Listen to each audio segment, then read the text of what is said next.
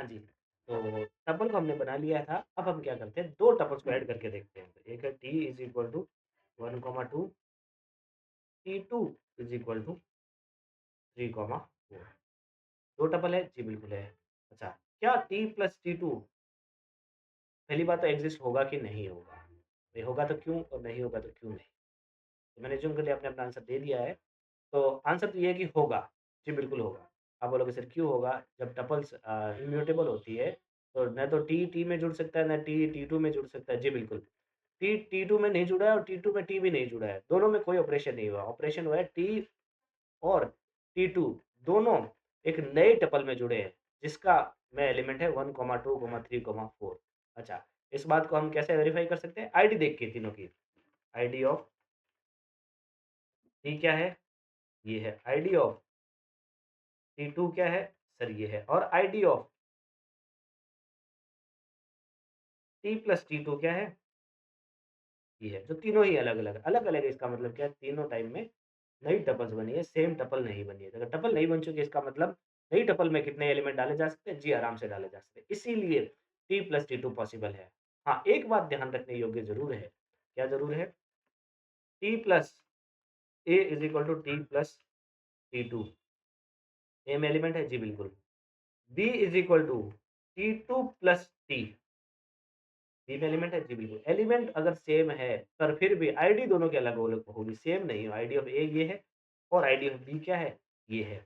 अब एक बात इसमें आपको थोड़ी-सी ध्यान रखने योग्य है, बहुत ज़्यादा इसमें ध्यान नहीं देना है, पर थोड़ा-सा ध्यान देने योग्य क्या बात है? ये टी, टी2 आईडी ऑफ टी प्लस टी2 और आईडी ऑफ टी2 प्लस टी दोनों की मेमोरी एड्रेस है, आईडी है, वो इस समय अलग-अलग आ रही थी। पर इस समय दोनों की मेमोरी एड्रेसेस अलग आए या ना आए, इस बात की कोई गारंटी नहीं है। फॉर एग्ज़ाम्पल यहाँ पर t प्लस T2 की आईडी मैंने ये डाली है और T2 प्लस T की आईडी ये डाली है। तो इसकी कोई गारंटी नहीं है कि अलग-अलग सेम भी आ सकती है। अच्छा, क्यों आ सकती है सेम? एक एग्ज़ाम्पल हम यहाँ ले लेके देख लेते हैं। कौन-सा वेरिएबल नहीं लिया, नया वेरिएबल ले ले भई। a is equal to 5, 4, 8 b is equal to a 9, 8 दो अलग-अलग है।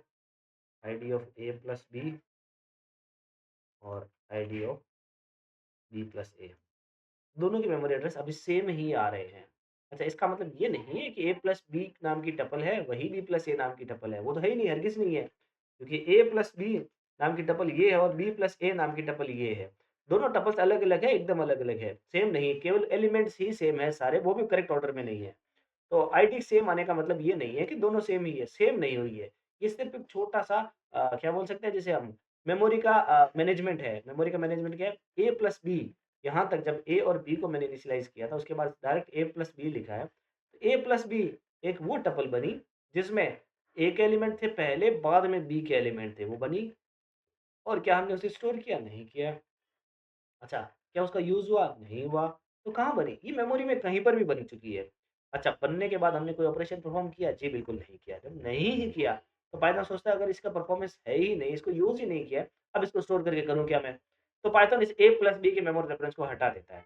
अच्छा, अगर दूसरी बार मैं b प्लस a को एग्ज़ीक्यूट करता हूँ, तभी भी यही काम होता है, क्या स्टोर किया? नहीं किया।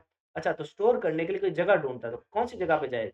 जिस जगह पे पहले कुछ नहीं है, उसी जगह पे जाएगा। तो रिसेंटली जो भी यूज़ किया, उसको वापस से रीयूज़ कर लिया जाए। तो रीयूज़ करने के लिए ये क्या करता है? सेम ही मेमोरी लोकेशन को यूज़ कर लेता है, इसीलिए सेम आ रही है। जबकि d is equal to a plus b और e is equal to b plus a करने पर आईडी ऑफ d और आईडी ऑफ e दोनों सेम नहीं आते हैं। वो आने भी नहीं चाहिए क्योंकि दोनों अलग-अलग टपल्स हैं, तो सेम नहीं आएँगी आईडी। इस बात का ध्यान रखना है। आईडी 2 अगर टपल्स हैं, तो उनको आपस में ऐड किया जा सकता है। जी, बिल्कुल किया जा सकता है।